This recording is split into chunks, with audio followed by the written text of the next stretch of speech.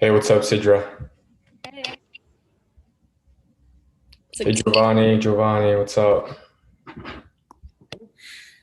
it's a good day. I know. It It's is. a beautiful day. It's an eventful day. I think we all kind of knew what was happening, but it's still very impactful to actually have it happen. I know. Just we're still waiting for Jamie to come in. I don't know if like I think actually the live is working. I just want to do live because I don't want there to be any delay. Like if I record the thing, I have to upload it, so it just take a while and the information Yeah, will be okay. Yeah, it says live on YouTube right now, it so I think it's does. working. Okay, great. All right. So I'm just close this. All right. I think Jamie's in. What's up, Jamie? Jamie, Yes. thoughts? Can you hear? Give me a minute. We can hear you. There we go. Now I can hear. I'll record this just in case. All right, awesome. Okay, finally we're all here. So yeah, I think this is actually perfect timing because we just got the results of the, We just figured this out an hour and a half ago. yeah, I mean, We did. so all right, how we doing? How we feeling right now? Yeah, kind of tell us what you, Hopeful. Definitely hopeful. Absolutely giddy. I find it, I'm just sort of interested in how it took so long. Like I was a person saying it would be Thursday. I thought it would took Well, time. it was mostly state legislatures wouldn't let them count mail-in ballots early enough. Like Pennsylvania's Well, Republican I state knew that legislature much, but I thought even then they'd be well equipped enough to get Okay. it done by Thursday. when you go by hand, people are a lot slower. Or machine even. You have to wait there and see if it gets confirmed. Massachusetts, what you do when there are mail-in ballots, you wait for a lull in in-person voting, which doesn't happen on election day, and you stand by the machine and feed it slowly in one by one, and it's monotonous and painful. All I know is next election cycle, I think I'm going to be a poll counter just to see what it's like.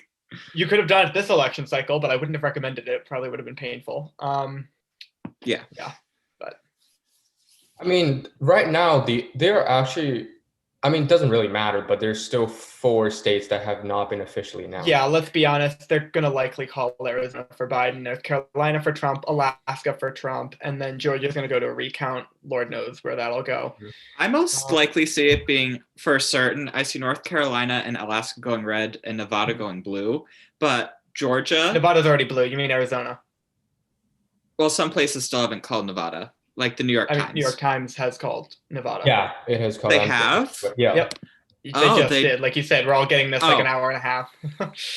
Never mind. I think Arizona, I think it'll tighten. I don't know where that will land. Yeah, Georgia, that'll be fine though. But they're saying right now with the amount of ballots that have been tabulated in Georgia, you're really only going to need a tabulation error for it to flip to Trump, even with a recount. I mean, because he's like 4,000 ahead. It's not going to change anything. Well, he's like a recount, 6,000 or 7,000 now, but also Georgia has had unusually good accounting of ballots. Yeah, so they especially don't really after 2018. Yeah, they don't think that in a recount it'll change anything just because they're like missing ballots. Absolutely. You see lawmakers from Europe are already congratulating the president-elect and vice president-elect. I love saying that. The mayor of London congratulated them. The mayor of Paris said, "Welcome back, America." So this will be interesting. I mean, Republicans are even saying, "Yeah, he won. Let's work together." I think the cabinet's going to be awesome to see. Lindsey Graham even came out over yesterday, I think, and said we're going to work. We should give President Biden, but President-elect Biden, if he is elected president, a cabinet. That's what he deserves. We'll give him one. I don't think he's going to appoint senators for anything, but I mean, I do think that senators have always been deferential to the president, even as the opposing party, just for cabinet positions. I mean, Betsy DeVos's cabinet position, her appointment was the first one in a cabinet position that ever had to be broken by a VP. It was 50-50. Mike Pence had to step in, but we'll see. The only way they are going to halt it, I think, is if he goes radical or if they think someone's ill-qualified. At this point, I don't think the Biden campaign is going to appoint any senators to a position just because they don't want to lose anybody and have a moment at all in the term where there's going to be like 47 Democrats and 52 Republicans or 48 Democrats and 51 Republicans. They just don't want that. I feel like there's also the situation where they could pick from.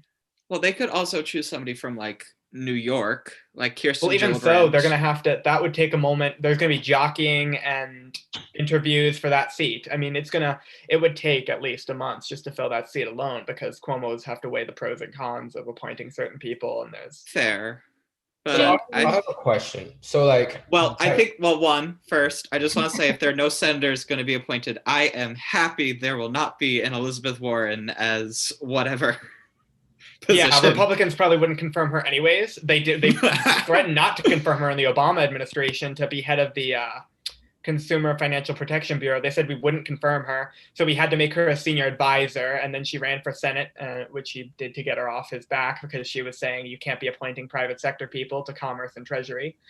But even so, I don't think Biden is going to appoint her anything, and the people saying Bernie wants something, I doubt that. Why would he leave budget ranking member? Why would he leave the Senate after being there for ages just to be labor secretary in an administration that he might not agree with 100% on? Even so, there's also a Republican governor in both Massachusetts and Vermont, so neither of those seats would exactly be.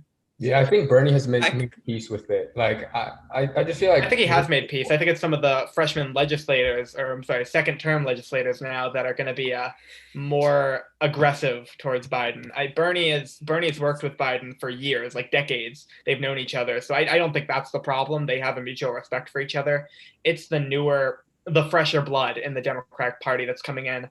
And most of the fresh blood is actually from swing districts. They're moderates. So they do like Biden, but there is a subsection, like the squad. It's going to be interesting to see how well they work with him.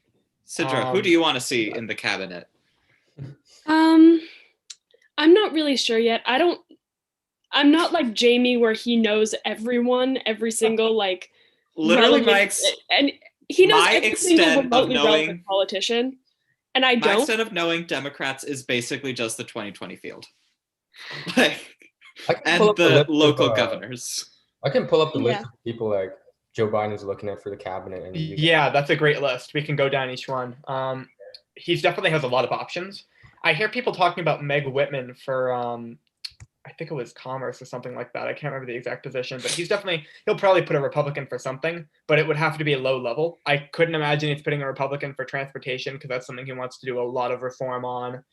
And keep in mind, if he appoints a Republican, they'll probably be more of a business type Republican, and they won't like seeing so much money go towards public services. So if he's going to put anyone in a position, it would have to be one where negotiating is a top skill, like maybe UN trade representative or commerce secretary. Other than that, I think he's going to work well with McConnell too as majority leader because that's most likely going to happen. I think that any Republicans that he could select for his cabinet would be either A, John Kasich, or B, some sort of Republican governor from a Democratic state like Larry Hogan or Charlie Baker, because those are the most Charlie Baker moderate. wouldn't give it up. I don't think Charlie Baker probably wants a third term. But they wouldn't give it up because it's also a very good chance that their party would lose the governorship. Yeah, top there I see Lil Brainerd and Susan Rice and Doug Jones. But yeah, if you scroll down, we can look at each person. And they have names towards the bottom. Right, if you keep going. Still have no idea who most of these people are. Yeah, you can select each individual one and then scroll down. I just read this actually. Yeah, that's the thing. I can't seem to click on it for some reason. No, if you keep going. Oh, there you go. Yeah, that should be it. Hover your mouse over it for a bit. Yeah, but it's like I can only highlight the stuff. If you screen share with me, I can allow me to share my screen. I can probably do it. I have screen sharing ability. I'm gonna bring it up. Okay. Anyways, but I'm amazed that this happened today because today, 48 years ago, Biden won his Senate seat in Nevada. I mean, not Nevada. I'm sorry, I just read that. Delaware. I just read the state of Nevada in one of these article heads. But it's amazing that 48 years ago, he was elected to the Senate, and now on his third presidential campaign, he's finally done it. There was a point in his life in, I think, 1990s or 1980s where he said, someone asked him something about living to be like 75, 78. He said, if I even live that long, he joked about that, but he's actually pretty healthy for his age. I think he's going to last the full 4 years. I'd say he's probably healthier than Trump, certainly. Yeah, he's healthier. Like if you even look at your own grandparents and other people that you know of that age, could you imagine them running a whole presidential campaign and then winning and going through this? And he's probably living off of 3 hours of sleep for the past week. I can't imagine, and he's Yeah. going to do that for the next 4 years. So I could see that's my astounding. grandfather doing that. Like, he has that sort of gumption.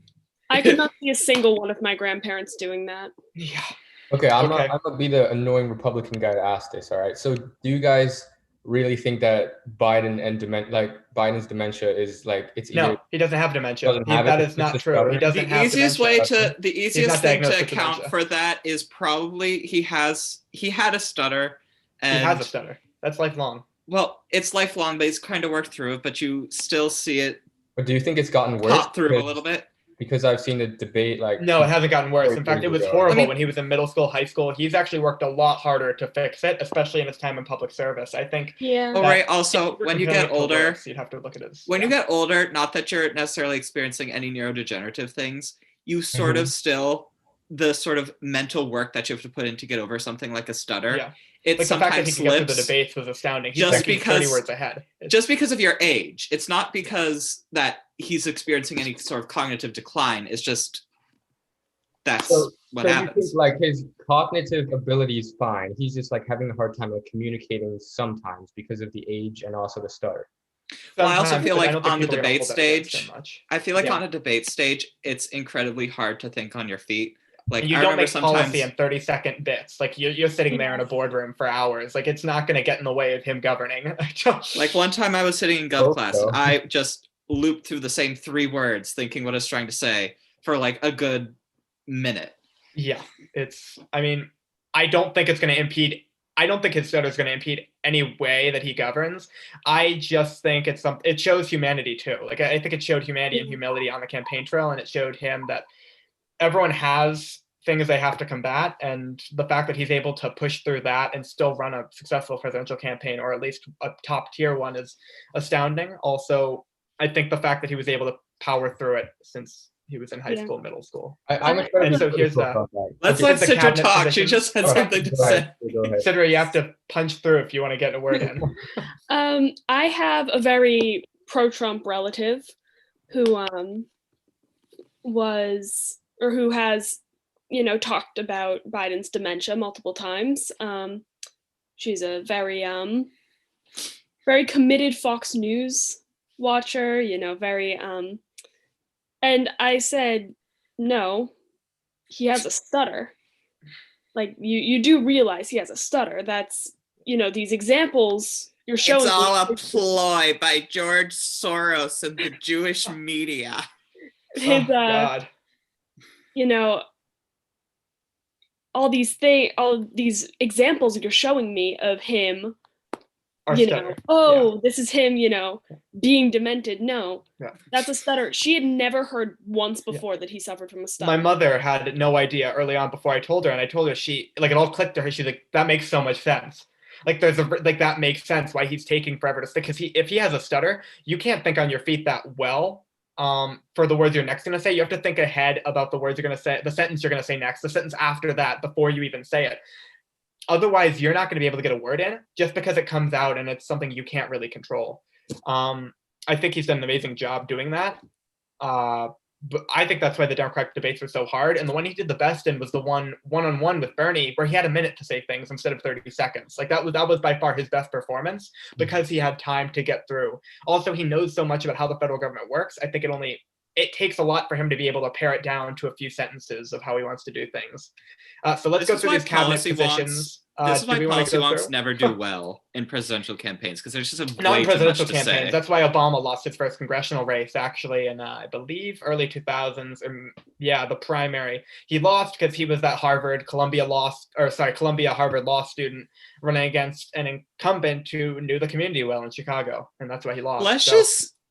Let's just reflect on how different our world would be if either John McCain or Mitt Romney won president and arrested the Republican Party to their side. I don't think it would have stayed that way, though. Like, let's be honest. Trump was something like Trump. The fact that he was able to break onto the scene just shows like unrest and a disconnect between what Republicans saw with their leaders. I think that was brewing underneath. And if it wasn't Trump this time around, it would have happened in the future. Someone would have primaried someone else with these types of ideas or a brazenness that we've never seen before. And well, I feel like part of the issue with the rise of Trump was that upper middle class people were Republican leaning, but they cared far more about like temperament than anything else. So they'd vote Republican when it was normal, but then they switched to the other side. But Trump completely made that up by getting rural voters who had never voted before. And that's kind of... Yeah. Let's switch to the cabinet secretaries or cabinet secretary. I don't know who options. Michelle Flournoy We'll scroll through. is. These are the list of people that you have. Yeah, let Jamie get through this part, and we'll talk about the other bigger picture that Jimmy. No one knows who Michelle Flournoy is other than the people who worked with her in the Obama administration. But from what you see here, policy wonk, again, that's what you want in a cabinet position, not as president. Probably why Warren struggled so much in the primary too, I'm realizing now. That she didn't pick left or center. She decided to go straight through the middle lane, and she hit the divider. So for scrolling down, she's clearly going to be tough on China, which is probably what we need in a defense secretary right now. She says, I think there's a growing awareness of the competition with China, first and foremost, economic and technological. She definitely wants to go head and head with them. It's her seat to lose. He's not going to tap Tammy Duckworth, only because, again, you don't select a person who's going to be a senator and prolong that period where there's going to be an empty Senate seat. Jack Reed has been asked to take numerous cabinet roles, and he's all said no. He loves the Senate. He does not want to waste away. He wants to die in the Senate. If anyone on this list is going to live out their life and fight on the Senate floor until they are 80-something, it's going to be Jack Reed. I don't see him leaving ever. You'll never be able to. I feel like the other thing, though, is with Tammy Duckworth, though, I think that in the month that it's going to take for them to confirm all the cabinet positions, they're not going to receive that much blowback. And I think that since Illinois is so safely Democrat, I think that if he was going to pick anyone, it would be someone like Tammy Duckworth, who's in a safe Democratic state, who, there'll be jockeying, but that jockeying will all be wrapped up by the time the real policy agenda starts getting rolled out. I think, though, she may operate on a more politician level, whereas Michelle Flournoy clearly operates on a policy level. And if you're going to be tough on China, you can't be politically minded. Because if Tammy Duckworth is thinking of politics, she's not going to want to take uncomfortable positions that will earn her division. I think Michelle Flournoy also knows more about the levers to pull in the federal government when it comes to defense. She knows about the powers that are really given to the secretary. I mean, I think that it's a great idea to have everything just be bureaucratic policy wonks, but I'm saying especially for cabinet, but it also comes down to if he's going to pick anyone, though, it would be somebody from the Californias or the Illinois or the New Yorks of the world. Jamie, I have a question about what do you think Joe Biden would do about China? Like he's going to be tough on China. I think he has to be. And by doing what? I think he's going to. I don't think Trump's trade war is working. If anything, companies are just realizing I can go to China anyways.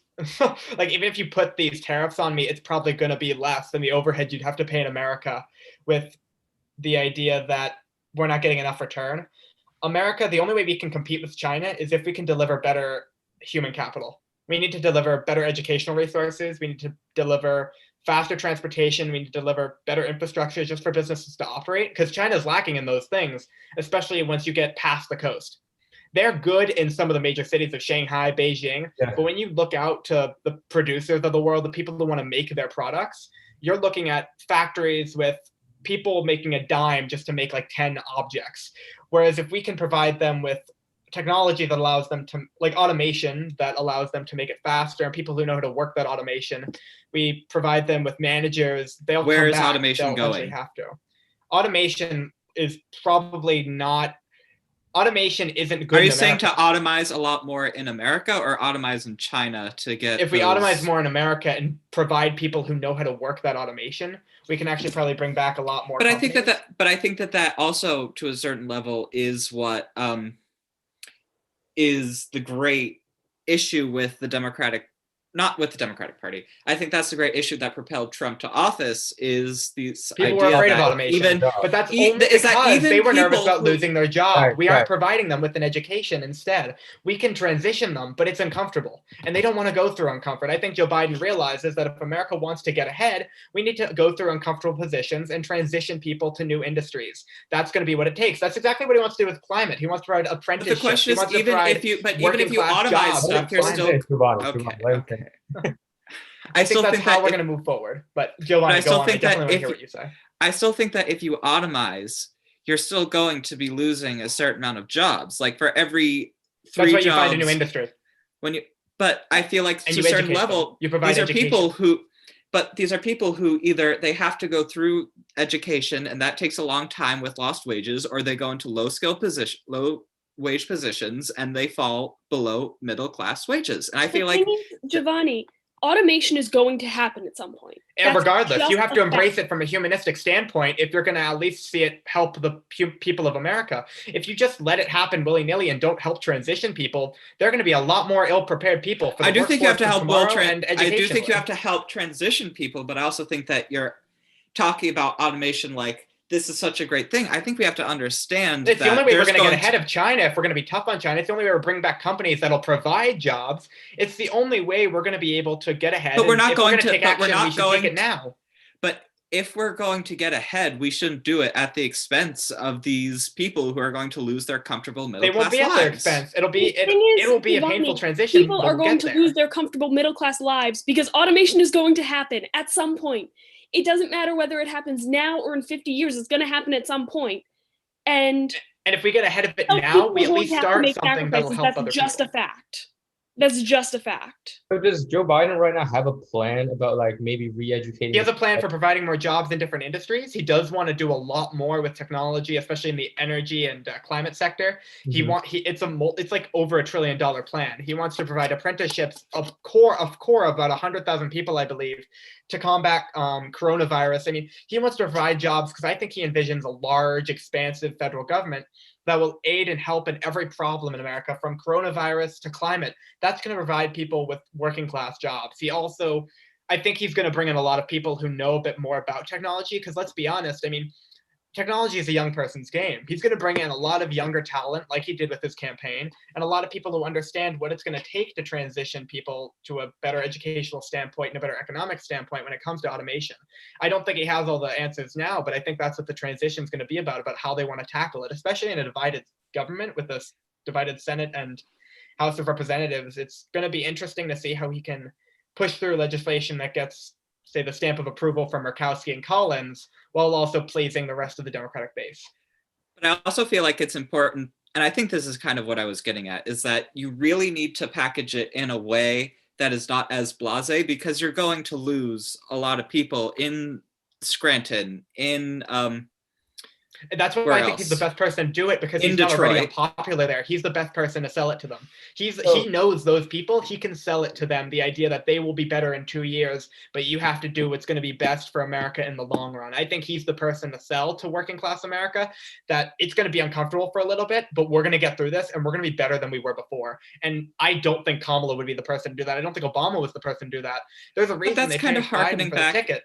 Because he can talk to those types of people. I think. But that's still kind of harkening back to Jimmy Carter back in the 70s, when during the oil crisis, and he basically said, like, we're going to go through tough times. You're going to have to turn down your air conditioner and your heating, and we're going to have to drive a little less.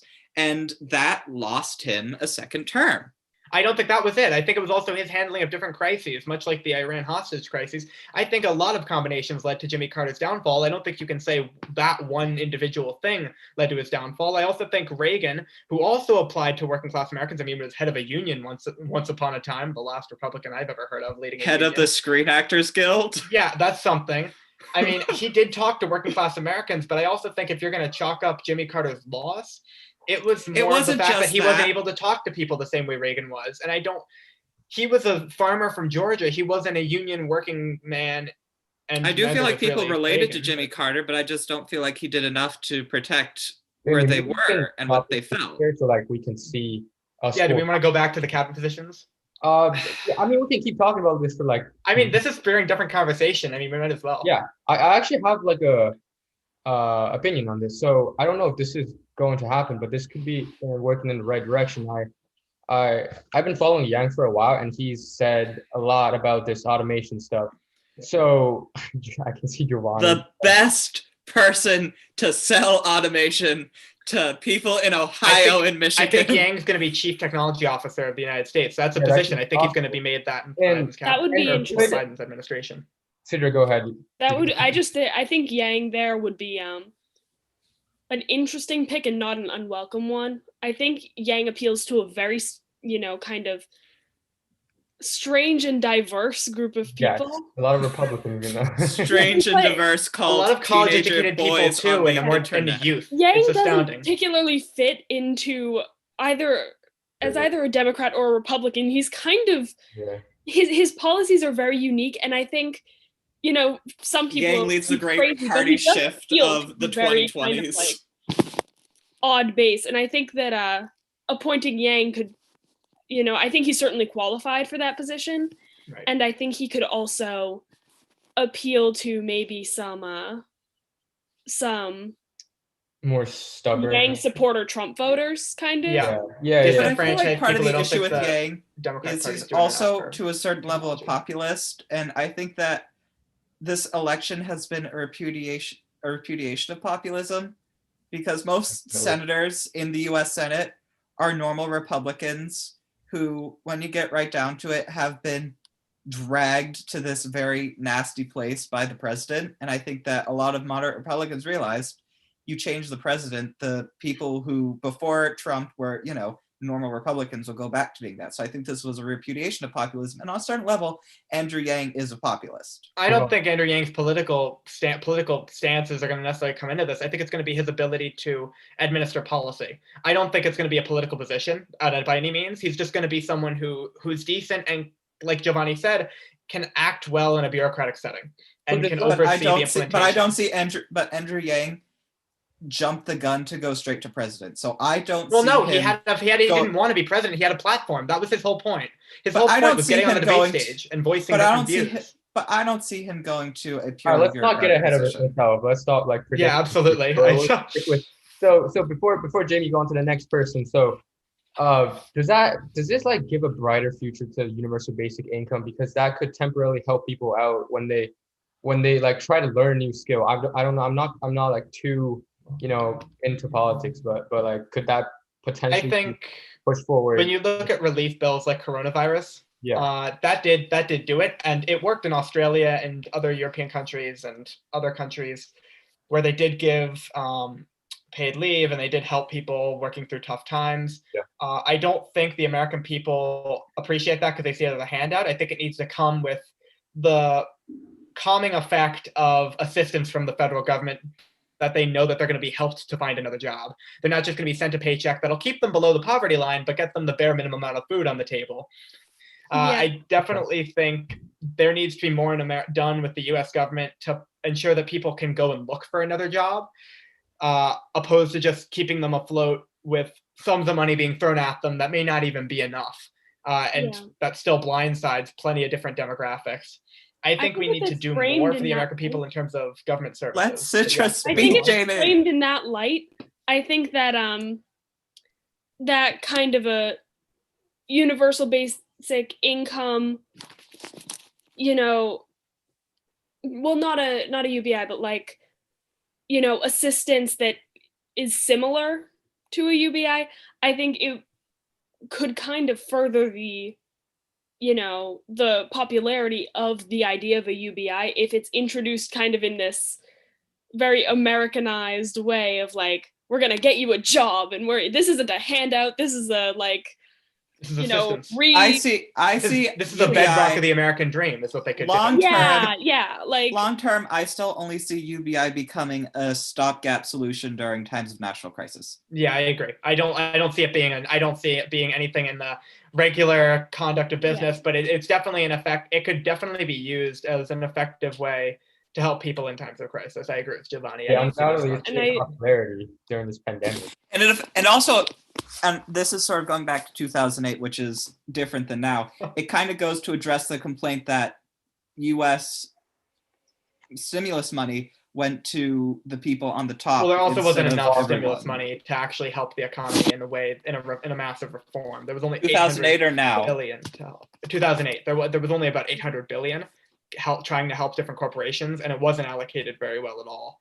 Yeah, I think part of that is we have to coronavirus has shown us that we need to be more prepared for times of crisis. I think we've had it's not what you do when you get there; it's what you do to prevent it. Lately, and I think I think they need to have some kind of, like like you were saying, like a patch UBI kind of thing prepared. They need to have a system like that prepared for times of crisis, because it's becoming pretty obvious that in this world there's going to be crises. There have been plenty recently, and I think we need to have more preparation for I also that. think we need to understand that. Oh, go. Yeah, I think that we, our mistakes in the past have been that we haven't been prepared, and I think that preparedness and willingness to compromise to get stuff done to provide relief for the American people, I think that the pandemic especially has shown us that that is vital to the security of our nation. I think that if we set up a Social Security rainy day fund for emergency UBI, I feel like you're going to see a resurgence of a sort of Tea Party-esque thing, because the Tea Party was in response to they're going to embrace fiscal conservatism. Obamacare and the 2008 relief bills. That was the cause of You're already the seeing Tea that, Party. though. Republicans are already embracing fiscal conservatism with the coronavirus relief, and it's not getting them much popularity because people realize fiscal conservatism isn't going to help them in times of crises. But once it gets back to normalcy, once it gets back to normalcy, whatever that is, I mean, Biden's going to have to deal with the pandemic first and foremost. I don't know if Republicans can take such a hardline stance in the middle of a crisis when people. I don't think they're going to take it in the middle of a crisis, but I think that on the tail end, I think that with the current path ahead, they're saying that if a vaccine can get approved by the end of this year, we could be within the next 3 to 4 years back to complete normal, no masks in public, whatever. But I think that once you get there, you're going to see a resurgence of the Tea Party, because there are going to be talks about, hey, well, maybe we want to have this long-term rainy day fund. And people are going to be like, well, paychecks. Which is why Biden should try to do something about that while the crisis is still happening. I think this is something that he should in times of crises, you can pass any type of reform that you believe will help the American people. There's only so much money to go around, though. Tell that to the people who are resounded as some of the most popular presidents for expanding the government. I mean, when you talk about there's so much money to go around, well, it's not getting there. It's if there's so much to go around, we're not allocating it right, and I think that's going to be a large portion of how. No, I was saying there's only so much to go around that it's going to cost a lot of money to get us out of this mess we're in now. Ooh, Susan Rice on CNN. Okay, let's get through the cabinet people first. All right, we can go on. Speaking of Susan Rice, she's actually just on CNN now. But this is Ambassador Susan Rice. She was UN ambassador under Obama and his national security advisor. She clearly knows where the light switches are in the White House and in the Pentagon. I still feel whether you agree with it or not, I still feel like she's too tainted because not at as all. it says right there, Benghazi. And I think that we've sort of unleashed this sort of foray of conspiracy theories. Okay, well, is John Bolton tainted? Because I feel like John Bolton's a bit more tainted than she is when he was. But he didn't have rabid office. Conspiracy theories with a Republican. She had one interview Senate. where she gave information that she was the only information she was allowed to give. She did one interview, which got her insulted. I'm talking about I don't even know. I'm not saying that the reason that conspiracy. I'm not saying she actually is tainted. I'm not saying she actually is tainted. I'm saying that there are conspiracy theories out there that she was the one who orchestrated investigating Trump during the 2016 election. Blah blah blah. Yeah, standard procedure, all of the things she did. But you're still going to have to deal with that in a confirmation hearing, and I don't know if Biden wants to get that nasty that quickly. I think Anthony Blinken would be a better option if you want to have a smooth process, of course. He's already actually on the campaign as a foreign policy advisor. If it's not going to be Susan Rice, it's going to be Anthony Blinken. I'm going to be honest with you. I'm going to wait. Stop on Anthony Blinken. What is this West Exec Corporation? Because the top pick for defense was the CEO West Exec. Of that. I'm pretty sure it was a consulting firm founded by former members of the Obama White House to make money in private sector. Because if you'll notice, it's a continuation. Anthony Blinken, I think, is the next in line if it's not going to be Rice. Chris Coons, he would not dare take out of the Senate because he can handle. Let's just say he talks the best with Republicans for Biden. He's going to be Biden's liaison to getting anything passed in the Senate. Yeah. Burns is I mean, he doesn't have the type of relationship Blinken or Rice has with Biden, and Chris Murphy, he's doing fine in the Senate. Why would you take him out? Again, politics. He's better a politician than an administrator. This will be interesting. I think that Lael Brainard would actually make a really good Treasury Secretary. Let's get through everyone first and hear from everyone what I have to say. Lael Brainard, we're not just listening to you expound to us how great all these people are, Jamie. Oh, Giovanni, look, it says Warren. Where? His ultimate choice to lead the agency will send a signal how much his advisors' allusions to an FDR-like presidency. If he picks her, it's not going to be. I can't imagine there's going to be much massive reform. She doesn't really anger anybody. She's going to be it. He doesn't want to. He doesn't want to anger anybody, and that's what I think most people are missing. It's not going to be Warren. I hate to break it to you if you do like that. The Senate would never confirm her anyways. Not only would the Senate never confirm her, she'd just be a bad pick. I think he'd be fine as Treasury Secretary, but I think she'd be an abrasive one. I don't think she would run the department. It would be less her serving the president and more the president listening to her. She did the same thing with Clinton in 2016 when it was thought that Clinton would win. She gave Hillary Clinton a list of people that said, you cannot appoint any of these people or I will bring out holy hell on you. Do you think Elizabeth Warren's going to do the same thing to Biden? She is. She has weekly calls with Biden already on policy since she dropped out. That's what Biden and his policy advisors have said in the past and in articles. I mean, how much weight do you think she'll hold? I think she'll hold as a decent advisor and pushing its policy. I don't think she's going to push herself along lines of appointing people, because she told Warren not to appoint these people. I think she's going to be pretty heavy on some of the sub cabinet appointments. Treasury, you can appoint someone, but when the actual policy and the implementation of it comes down, you want good undersecretaries who know what they're doing and will actually implement the policy to the fullest and to the greatest extent. I think she's going to push in some pretty progressive people in the sub cabinet for him to just please her, to get her quiet. That's what the Obama White House actually did to her. Sub cabinet positions are still Senate confirmed positions. Yeah. And I think that's not as flashy, but I also think that the Republicans are going to be like, slow down there. Giovanni, what's your issue with Warren? I don't know. She's too much for him.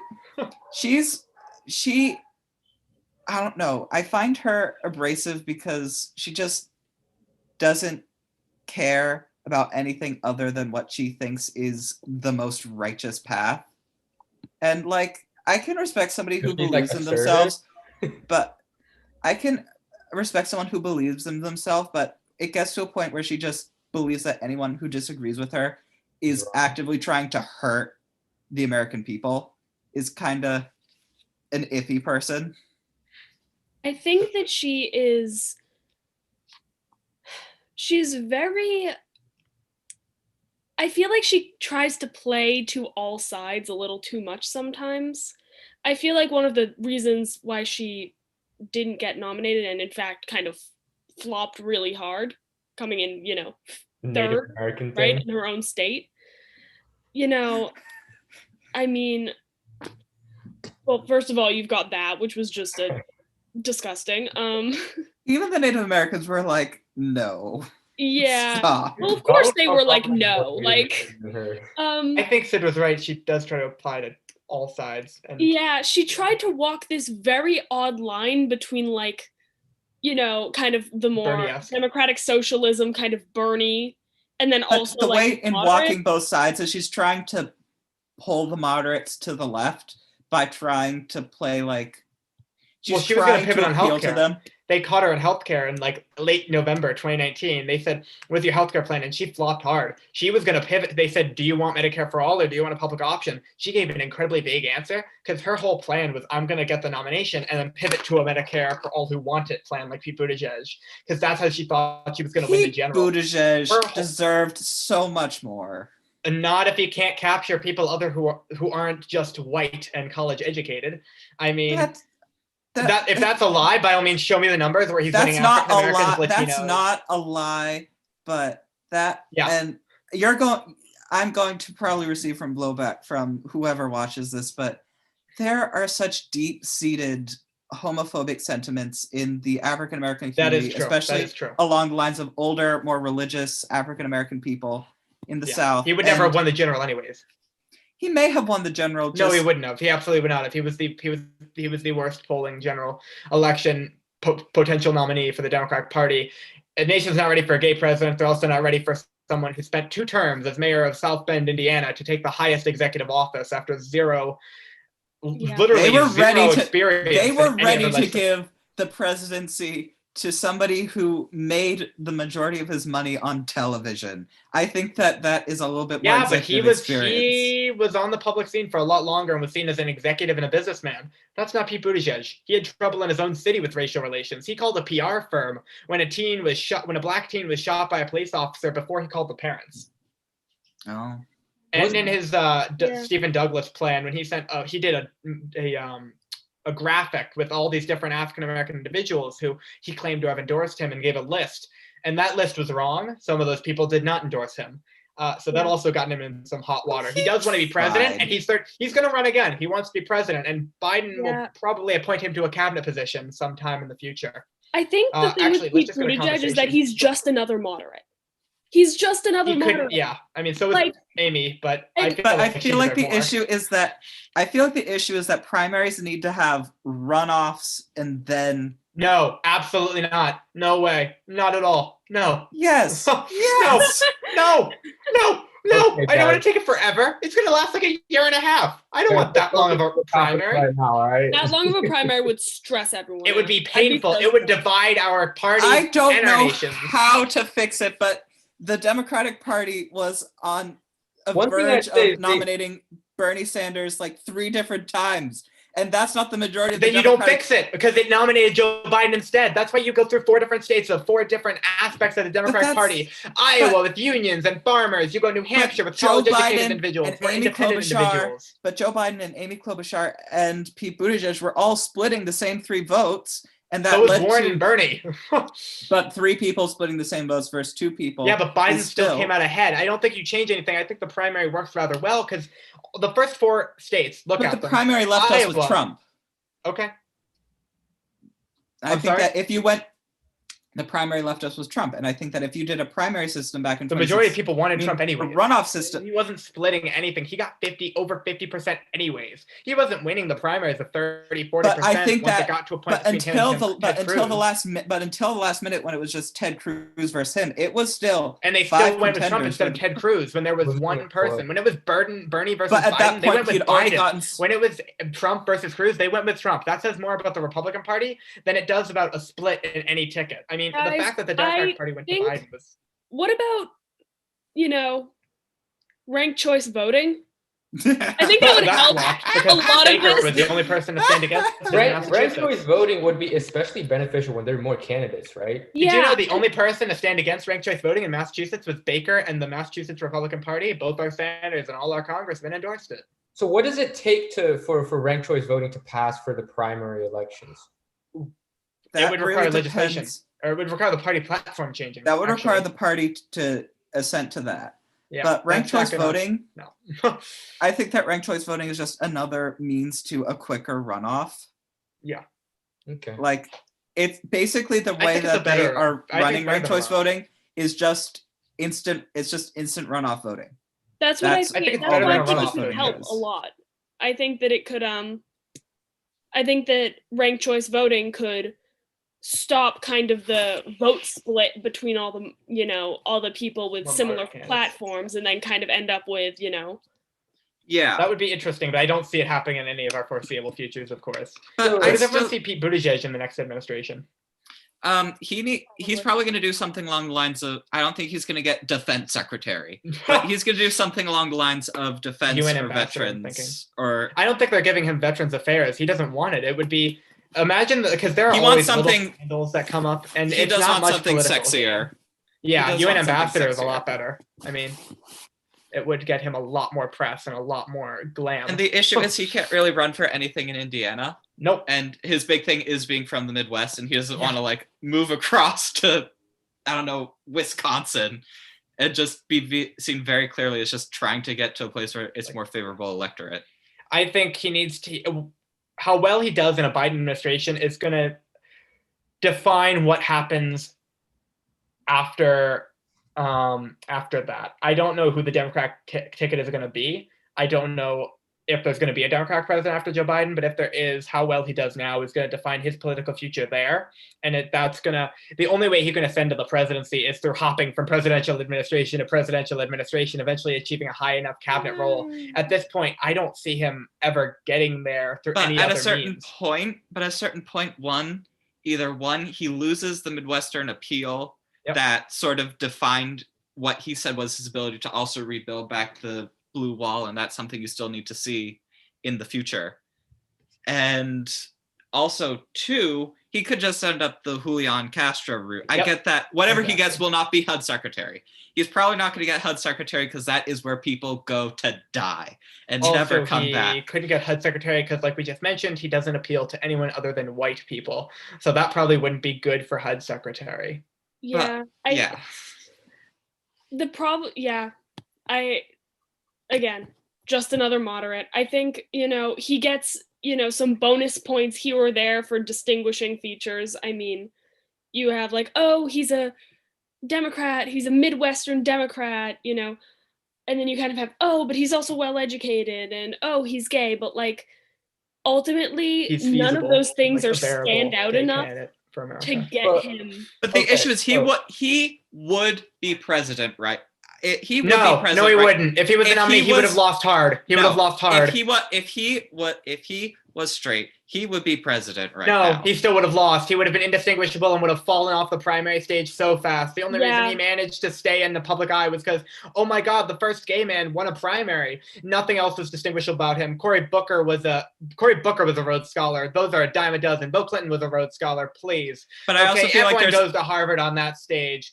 Literally, like Warren was a Harvard professor. What distinguished him other than him being gay and from the Midwest? I mean, if you think he deserved the same type of praise if he was straight, where was Wayne Messam on that stage? Wayne Messam was mayor and did some pretty good things for his city. Distinguished either of them? The reason Pete Buttigieg, for a hot moment in December 2019, thought that he was going to be president was because of his performance at town halls. Not because he was gay, not because of anything else, because of his performance at town halls. I think part of it was. And I think that what distinguishes oh my God, he's. But I also think what distinguishes. He was gay, but like not gay at the same time. But I also feel like what distinguishes. I feel like what distinguishes. Okay. I think this is. Wait, first I have one answer. I have something to say. Okay. I feel like the thing that distinguishes him as well from the rest of them is the fact that he sort of epitomized youthful rejuvenation that Eric Swalwell for like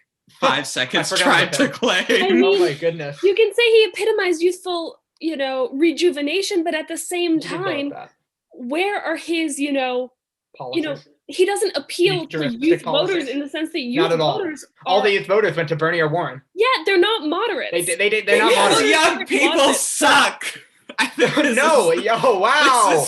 This is the lesson we've learned from nearly losing, from not regaining the Senate and losing, and nearly losing the House. Abigail Spanberg, I want her on this. I mean, she said it best. I don't want to hear the word socialism again. Young people suck and are dragging the Democratic Party to a place where it becomes unelectable in some place other than the coast. I mean, some young people supported Biden. Some young people came over and supported Biden. They understand what it takes to win. The thing that most effectively organized young people for Biden was an Instagram account literally named Settle for Biden. Oh, I love that account. That you're not going to win young people with enthusiasm being Joe Biden or a moderate. And that's why they suck, because then they're not going to win anything. I don't think you should write off young people as sucking. I think they have individual anything. It feels like at this point, we've had moderates in office for ages. It starts to feel like they're all the same, whether it's a Republican moderate. They supported. Listen, young people will go to any new shiny thing that goes in front of them. Ed Markey said, "Oh, I'm for climate." The man literally voted for the crime bill. The man was against abortion when he was in Congress in the 80s and 90s. Like, what are you talking about? He's not progressive. Ed Markey is the Joe Biden of because they don't care. They just saw climate and said, "Oh my God, it's Ed Markey." Joe Kennedy was like, I think that the issue, if you're going to go with it, is not that young people care, is that they care too much about their specific issues, and they get upset. But they also, but the thing is, they also presumably care about racial equality. But then they They're went for the issue man voters, but we'll focus on a candidate if they side with one issue. But see, young people have this power that if they really tried to harness it, we would have President, I don't know, Gore. Billie Eilish right now. I know that's technically impossible, but No. we'd have President Cardi B. We'd have President Cardi B right now if young people got their way. Well, Kanye West didn't do Hey, too that's well. false, Giovanni. No. By the way, no. Giovanni, Young I can't believe people Bernie are- did Instagram lives with her multiple times. That was She's Yeah, running but- for office. She's running for office. Young I see no. her Who's running. gonna, well, New York would probably Ultimately, elect her. Lord knows. the young people after Trump, young Yes, people by and large really don't like Trump, and That's what rallies them. none of us want an entertainer right now. Nobody No, wants people. another The only reason they entertainer. voted for Biden was because they were against Trump. The Democrat Okay, Party can't operate I'll against I'll- someone. We need to operate on a positive platform. Revise my statement. If young people truly Thank you. harness their power, we'd have President not AOC specifically, but an AOC type character right now. If young people really were as powerful as people said they were, but If they're they were, they're we'd have really Bernie. bad at. We'd have a nominee. They We'd have Bernie they're losing to either Trump. A, really bad at organizing, or B, No, they're not. Don't They're vote. actually very good at organizing. You have not seen youth organizing because you don't partake in that. You can't attack youth organizers because you don't dare get off the couch to do anything. You sit there and commentate. I don't think you can slam youth organizers because while I do understand youth aren't nearly as organized as people on Twitter say, they do a lot. And I don't think you can slam them once. I don't But think you can turnout- insinuate that they are not organized, that they don't turnout organize. in Now this I know how election- hard Chris Wallace but turnout job in is. this Oh my election God. was still higher in. Old people delivered this election to Joe Biden. Yeah, absolutely. Yeah, that was because who he was Joe appealing Biden to. and But the young other people, if they moderates, didn't come they're out to not- vote, Guys, But let's- but really the inspiring. youth Ray, this is turnout fine. was. Ray, this But is even fine. in a historic election, but even in historic turnout for an election, youth still didn't turn out in the yeah, same they ways did that actually. they did before. We actually did turn out. We had the highest turnout rate this year. This election cycle. So we did had the everyone highest else. Turnout. Exactly, and that's what won but Joe we Biden. didn't show. But we didn't show any Trump sizable did better by like increase. 5-6% in Philadelphia. If it wasn't for turnout for Joe Biden against Trump, he could have won Pennsylvania. He had 6% higher turnout in Philadelphia, and that's crucial. But That's that was very much that was crucial. turnout of the minority voters in urban areas, because that's what lost Hillary Clinton, because they didn't turn out in Milwaukee, they didn't turn out in Detroit, they didn't turn out in Philadelphia. I think that the reason Pennsylvania and Wisconsin and Michigan I think it was a went lot back of white working is- class people. No, it wasn't. White just- working class Hillary had people- the highest turnout in African Americans since 2008. 2008, it was separated by less than 3% of African American voters. Like, there was only a drop of little less than 3% from 2008 when Obama ran to 2016. Hillary didn't lose Pennsylvania, Wisconsin, or Michigan because she didn't focus enough on African American voters. She lost because she didn't focus on white voters. White middle-class individuals did not vote for Hillary. They hated her. Suburban America hated Hillary. They liked Joe Biden. That's why he won Bucks County. That's why he won Montgomery with such large margins. That's why he won Erie County. Okay, there are reasons he is now the president. It's because he won the suburbs like Northampton and Erie, who are bellwether counties that tell you who's going to win Pennsylvania. Because if you win the middle class, you win Pennsylvania. And I don't think it Hillary was a anything having horrible to do with candidate. racial voters. Hillary was a was- relatively poor candidate. Well, Joe Biden is actually much more Hillary progressive had than Hillary, and so people don't many understand that skeletons too. in her closet. Everyone. I mean, so does Joe No, Biden. So you can't really. Well, yes, well, yeah, but and that's why again hashtag settle for. I think it had to do Biden with sexism personally, too. but- I think a lot of her problems I were feel like- easily painted over with. I feel like the thing with Hillary versus Trump is the fact that people didn't like Hillary and they didn't like Trump, but they knew how much they didn't like they Hillary. knew more about Yeah. specifically what they didn't like about Hillary, but they thought maybe if we try Trump, I don't like him as a person, but Maybe like it's he just a still won't campaign be rhetoric. as corrupt. Yeah. Maybe it's just campaign rhetoric, and maybe it won't be so as corrupt as I think she is. And I Because think that Hillary, these she past 4 actually- years proved yeah, them wrong, right. and then they switched back to the Democrats because they Yeah. got somebody who's a lot more I clean think in it's some also ways. I've said this before and I'll say it again. I think it also has so much to do with the campaigns because if you look at, Trump v. Hillary, Trump had a very, very focused campaign that painted Hillary as corrupt, that brought up Benghazi, that brought up the emails, that brought out all the skeletons. that wasn't painted complete- her as a corrupt,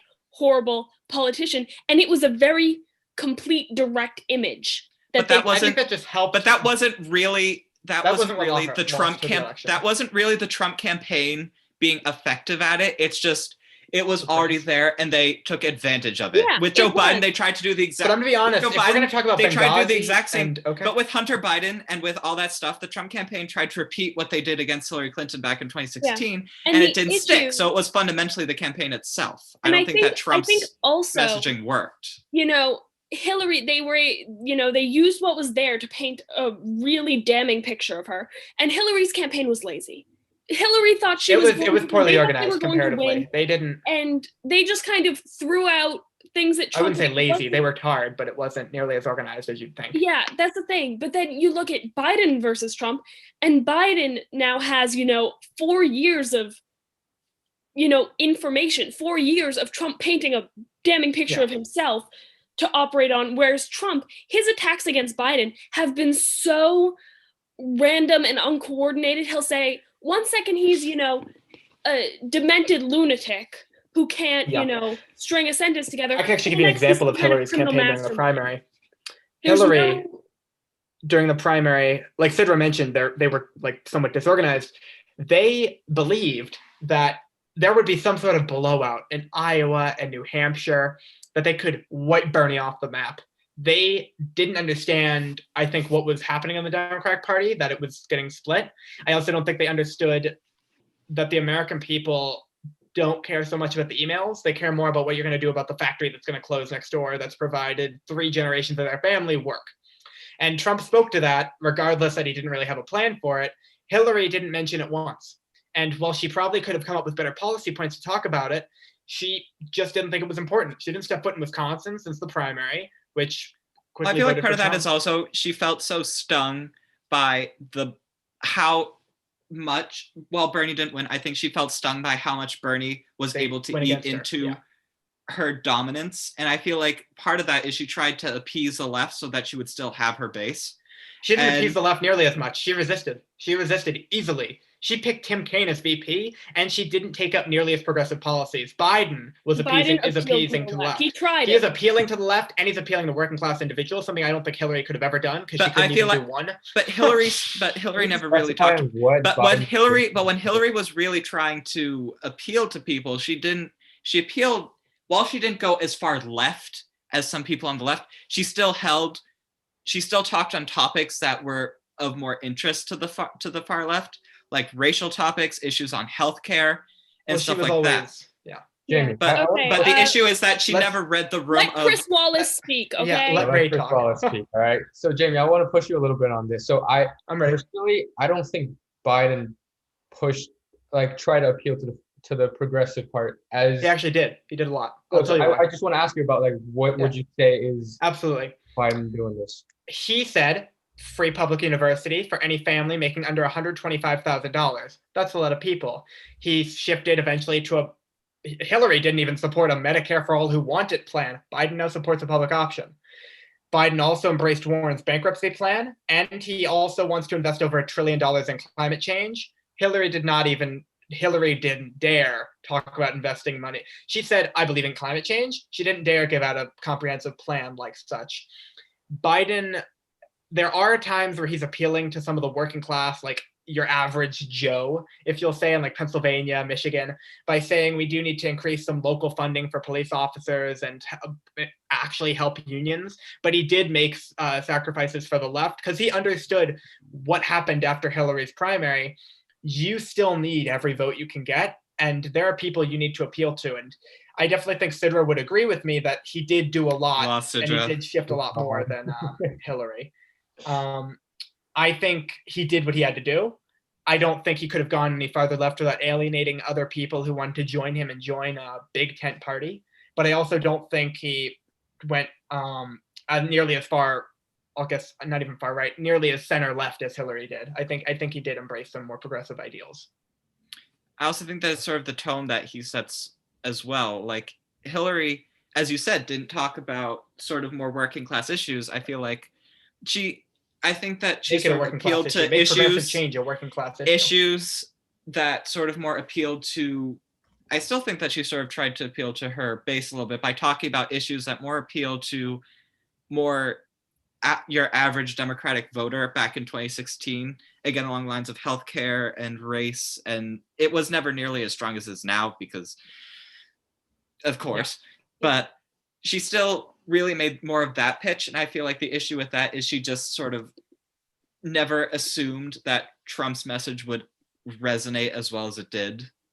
And I feel like she was just, I still feel like there was part of it as though she was trying to talk, she never went left, but I still feel like she was trying to talk on the same wavelength as people who prioritize these other issues more, to try to maintain the base. Even if she never went explicitly policy-wise far left, she was still on that same like wavelength.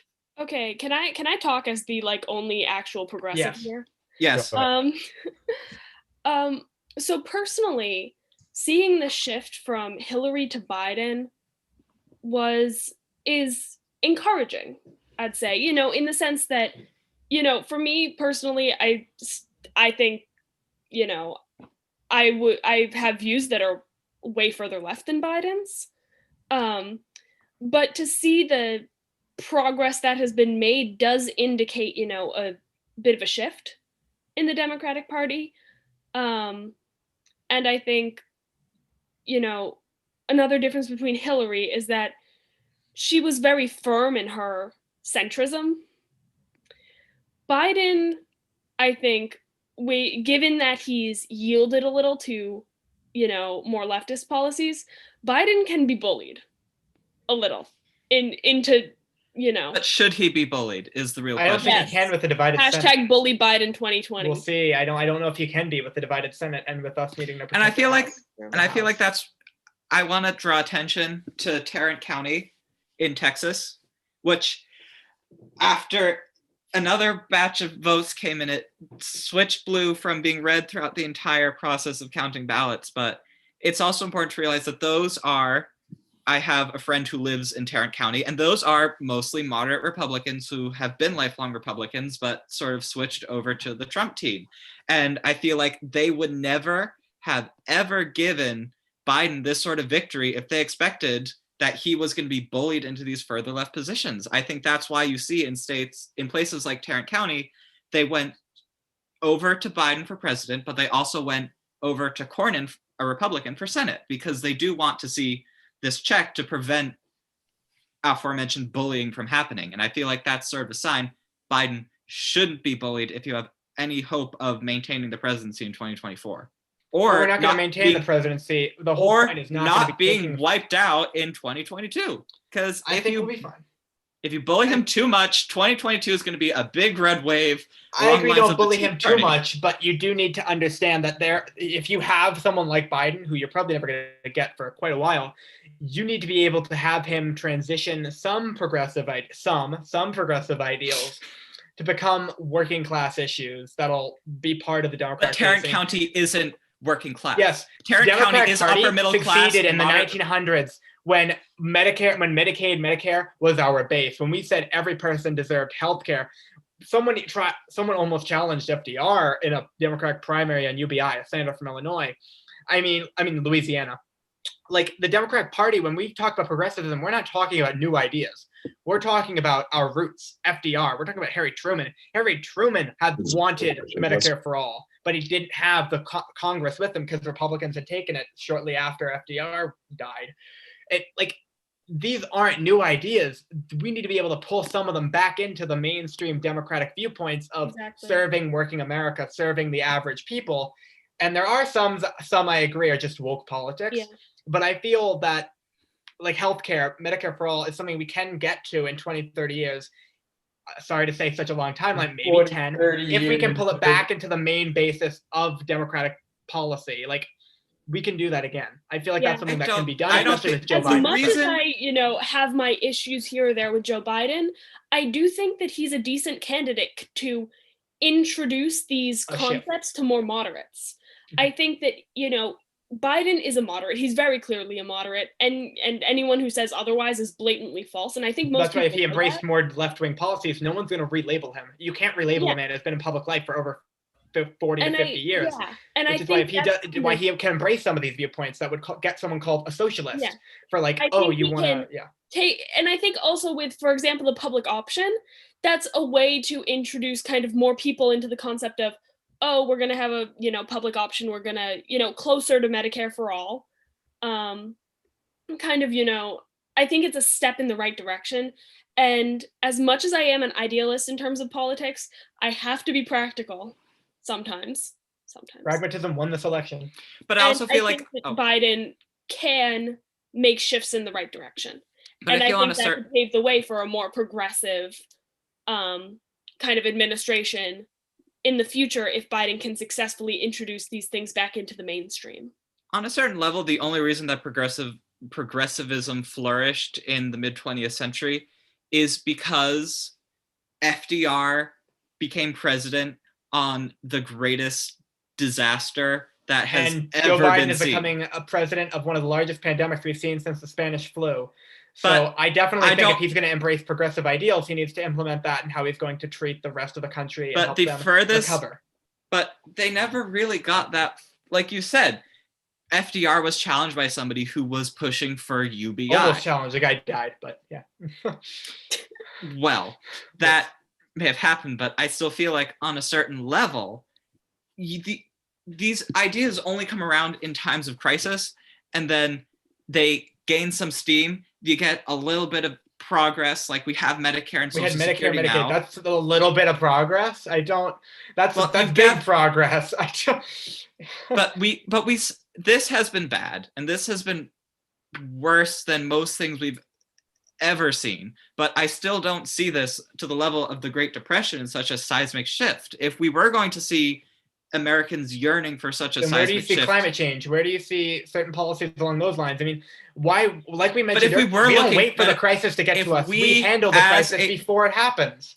But I'm saying that you don't have the political capital to do these. I agree with that. We don't have the political capital. If you were looking for a big reform, young people, for example, if you were looking for a big reform, you would have won the Senate back. Very dedicated to the issue of climate change. Young people believe in climate change at a much higher rate. And if you're electing someone like Ed Markey just on the basis of climate change, we need every senator out there in a somewhat competitive state to take up climate change. You'll turn out youth voters so long as this you is keep Massachusetts. The same idealistic policies. I know Ed Markey almost lost to Joe Candy trying to paint himself as a progressive.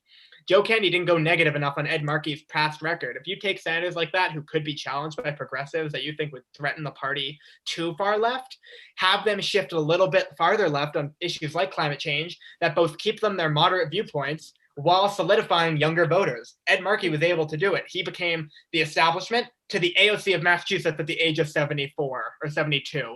Which is astounding, or 78. Maybe he's older. I just say it's kind of incredible to see that the only reason that the House majority slimmed was it was from moderate Democratic women going to moderate Republican women.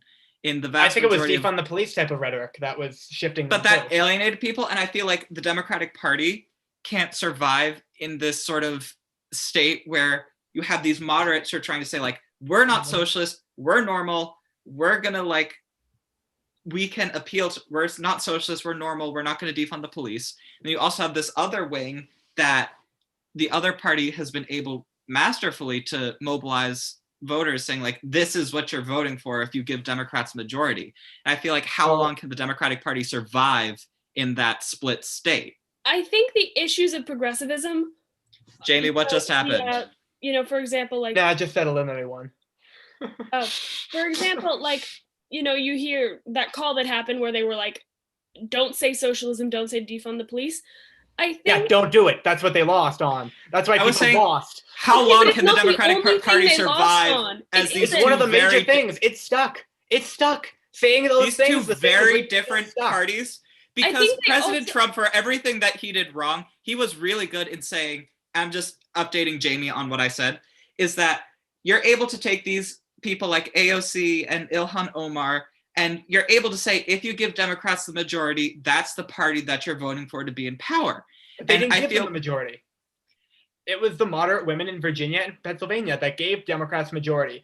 Ilhan Omar. I'm saying that the reason that reason that a lot of those moderate Democrats lost their seats is because Trump was still able to say, hey, look, you're still giving this party majority. And if you also give, and I feel like they registered that if you give them if you give them the presidency but not the House, that you're going to get a lot more balance. But I also feel like they kind of registered that these Democrats could open the way in a trifecta for these more radical policy shifts. And I feel like that's why you didn't see a trifecta happen. I think that's why you see the House majority that's why slim. you need to give moderate Democrats a bully pulpit, more of a talking so point. Afraid, centrist moderate Democrats who are so kind of afraid to alienate anyone that they don't take solid stances, and voters don't like that. So if, people are saying, I agree with Sidra. If you get rid of some of those issues to take stances on, if you get rid of some of that rhetoric, they won't need to. Explicitly saying,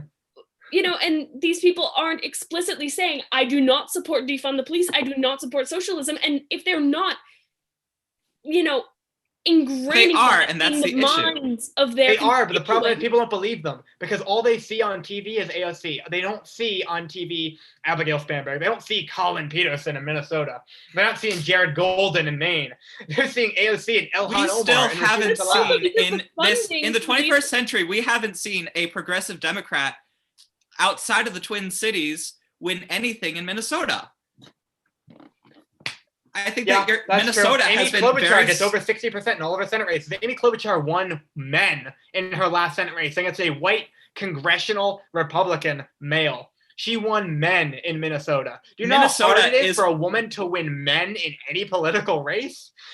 If you start running with progressive Democrats, you're going to see Minnesota go from... Minnesota sort of used to be a very swingy state, but it's sort of moved to this safe Democratic spot because you've only thrown moderate Democrats at them. I feel like once you start seeing more progressive Democrats outside the Twin Cities being thrown at Minnesota, you're going to start seeing a lot more Republicans winning, and it's going to go a lot more towards the swing state. And that's a big loss for Democrats. Also, that's I think there's a big loss for place Democrats. For moderates and a place for progressives. And I think a lot of people are trying to push progressives, saying that there's no place for them, that they're ruining the party. And I think that that's false. I think that we need a spectrum within our, political system. I think there needs to be a spectrum of ideologies, and this idea that, there's no place for, like, for example, democratic socialism in politics. That's ridiculous. Don't put democratic socialists up for election in, freaking Minnesota. That's just stupid. The issue is, the issue is Republicans have really effectively said, if you give Democrats a platform for a trifecta, or you give them majorities in Congress, you're going to give a platform for these democratic socialists to put things through, because these moderates will bend to the party. And Democrats should focus on fighting that instead of throwing money at, Amy McGrath and Jamie Harrison. Yeah, thank you. Why were they giving them so much money? Give it to Iowa. Give it to Teresa Greenfield. Give it to because the issue is that either of them had won, but it wasn't going to happen. It was never going to happen. And that's not the D triple. But not the. That's not the D. I don't know what it is. That's the DSCC. Catherine Cortez Masto. It's not the DSCC. It's not the DSCC throwing money at them. It's individual donors from. I know that's the problem. We need to rebrand ourselves. If we can't even rebrand our candidates to focus on the ones that need to win, why was Amy McGrath getting more popularity than Teresa Greenfield in Iowa? Why were they getting more popularity than Sarah Gideon in Maine? But that's because. Except for Sarah Gideon, who did get a certain level of national fame, that's because they were voting. But that's because they were going up against the boogeymen of the Republican Party instead of going to actual competitive races. Who the real enemies of it are. We're talking about the people who pose themselves as champions of the independents, like Susan Collins. But you're not going to get. That's us. We're talking about the issue American people as a whole, but the issue is that the money didn't flow from. You're not understanding where the money was flowing from individual people, but how are they giving money through the links sent to them? It's the Vonneguts but it's also the Vonneguts of the world. These are the they should be giving their money to other places. Do you want to know how we get it? But the Vonneguts of the world are much very interesting. As much as the DNC should have been saying, the party should have been, saying, we counterpoint to Sidra. Like we know that these races are important. It's against Mitch McConnell. It's against Lindsey Graham. Of course, they're going to be public. But they should have been publicizing the other races more. They should have been. They were.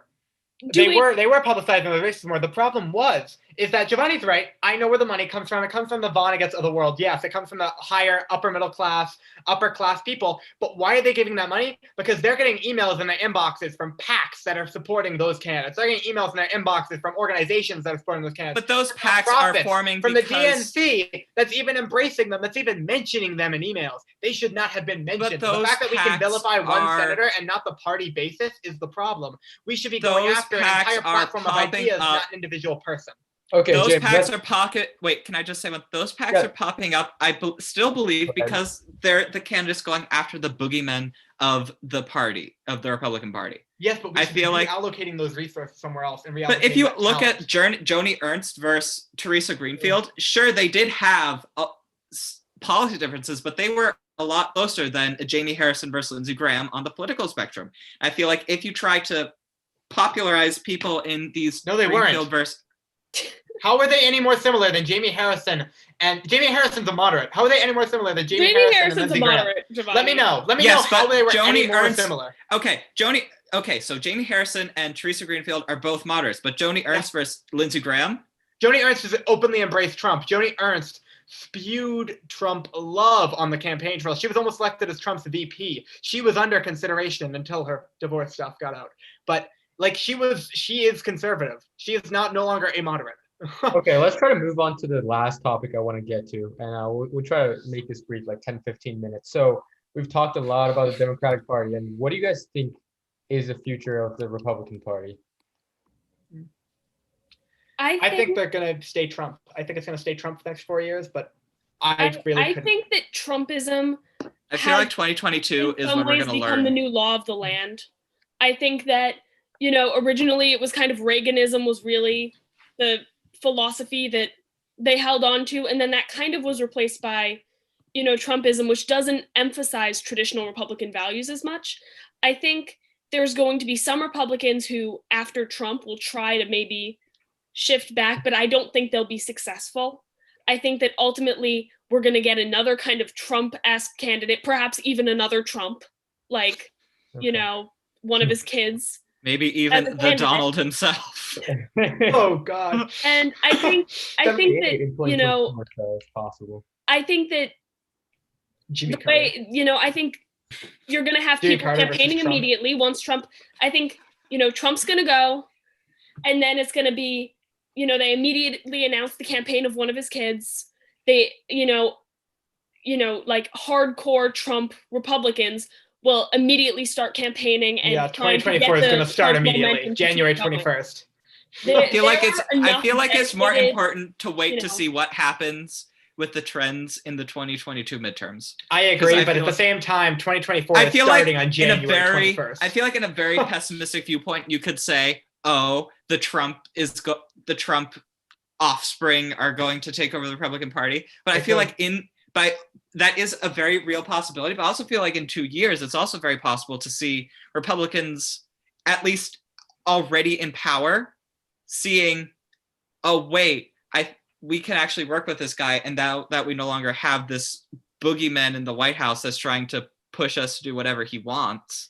I think there will be more Tea Party-like embraces of policy at the same time, like Giovanni mentioned previously. I think they're going to embrace a little more of that and a bit more of an ideologic viewpoint. But at the same time, I don't think Trumpism is ever going to leave the Republican Party. I feel like what 2022, what their dynamic is going to be, they're going to see people who are in power before Trump, who sort of weathered the Trump age, try to go back more towards normalcy in the 2022 midterms, and they're going to see insurgents against them trying to say, you're not going to go back to what you were before, and if you are going to try to do that, we're going to boot you out of office and become more Trumpy. I think that's these are the senators before Trump was president, like 2016. These are the people who were up when Trump was up, and while they may not have played to the same ball game as Trump, they aren't like 2018, 2020 who have to when Trump is either on the ballot or president. These people will have to redefine how they're going to politically sell themselves, and it'll be even a Lindsey Graham. I think it's interesting to see whether he goes. Yeah, I think it's going to be interesting to see whether he goes back to where he was before or if he stays there. Because if he goes back, because I think you're going to see people trying to go back to where they were before. Yeah. And you're going to see insurgents trying to say like, no, we're going to stay Trump. And I feel like you're not going to be able to tell where the party will be in 2024 until you see whether they. Graham, but we'll see. I think whether they sort of embrace these new insurgents or keep the people who are trying to inch back to where Let they were Sidra before speak. Trump. I think with Lindsey Graham and I think with the other, similar Republican politicians who were maybe against Trump and then once Trump was in power were, the best Trump fans and then kind of went and then kind of, they're up in the air whether they'll go, kind of Ben Sass. old Republican or Trump Republican. Actually, no, Ben Sass is still old. I think it's really going to be a toss up because I think a lot of these, Lindsey Graham has so inextricably tied himself to Trump in so many ways. And a lot of these senators have. They've, Trump is become part of their political identity. And I think maybe some of them will try to revert, but I don't think that it'll be overall successful. I think that a lot of politicians know that It's also not what they do, it's what the people do. Their infamy, their, whatever, it's tied to Trump. Their popularity is tied to Trump. It's also about what the people do. Like, people are not going to leave from Trump. The average working class American is idolizing of Trump. It's their lifestyle. It doesn't matter what a senator does. It matters what the constituency does, because that's going to define how they act. But I feel like there's a certain level of separation. Not nearly I don't think much. that you're. I guess there'll be more. I feel like the hardcore Trump supporters are going to stay with Trump, but I also feel like there's a certain level of people who idolize him now.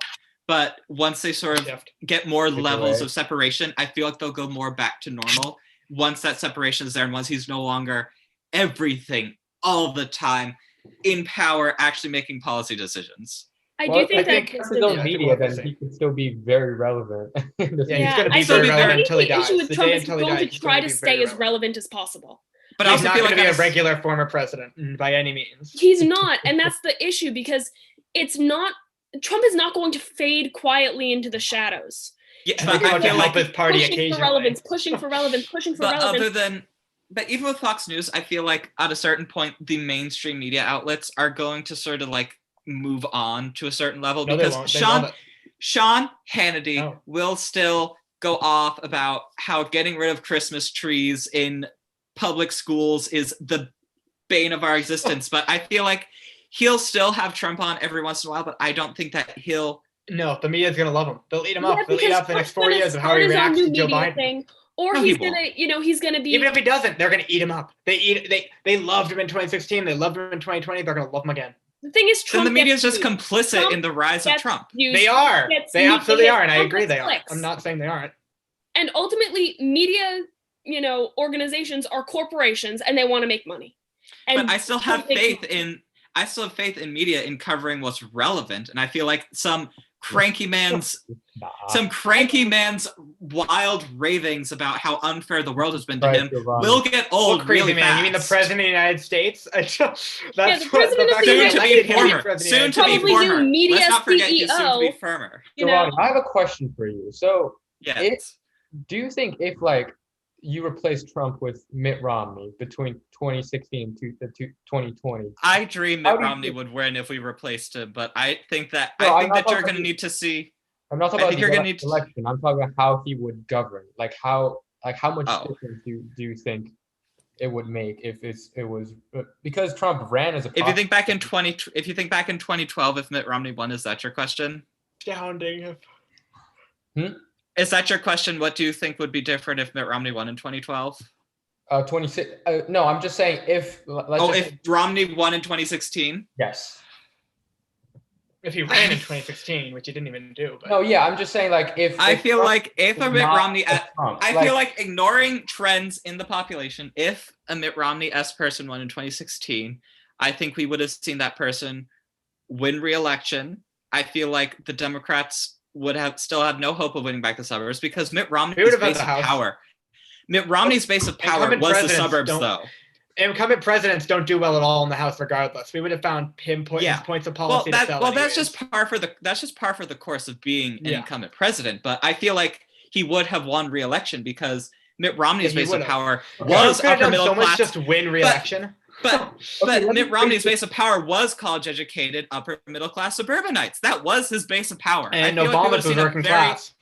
I feel like we would have seen a very different Republican Party. I think we would have seen a lot more of the traditional Republican Party, which was based in this idea of upper-middle-class supremacy. And I feel like that's sort of a negative way to put it, but I also feel like there is a certain idea that the upper-middle class is kind of the arbiter of what is going on in society, because they have a foot in the middle class, they have a foot in the upper class, and they also have the money to spend to care about, they also have the money to care about poor people, but not so much that they just don't have to care about them at all. I feel like that's kind of the middle class, the upper middle class is the arbiter of American society. I feel like that is kind of what, I feel like I'm going off on a tangent that I don't even know where I'm going down on anymore. Yeah, I was gonna All right. say it seemed a bit. Republicans would have been a lot more educated, a lot more of the educated upper middle class. I feel like you would have seen a lot more elitism, which would have spurred rural people to go against Republicans. But I still feel like they would have. Yeah. But I still feel like they would have held on to the presidency for a second term. What about policy-wise? I guess if I were to rephrase Policy-wise? my question, it would be, what really differentiates Trump from the establishment Republicans? Is it just a narrative? Is it just I feel like it's the entire approach to, I feel like this is very vague, but I also feel like it's the entire approach to the office. Trump has a very non-traditional approach to the office. I feel like a traditional Republican like Mitt Romney or John McCain would still try to reach out to the other side like most presidents have done. I feel like if you get nitty-gritty policy-wise, except for a few things along with immigration and stuff like that, you still would have seen a lot more of you would have seen a continuation of George W. Bush's presidency. Maybe a lot less brash in the foreign policy department, but you still would have seen a continuation of a lot of George W. Bush's domestic policies. Go ahead, Sidra. Quick interjection. Sorry about my camera. The caffeine hit and now my legs are shaking uncontrollably. So I'm trying to keep we're as I can. pretty much near the end anyways. Yeah.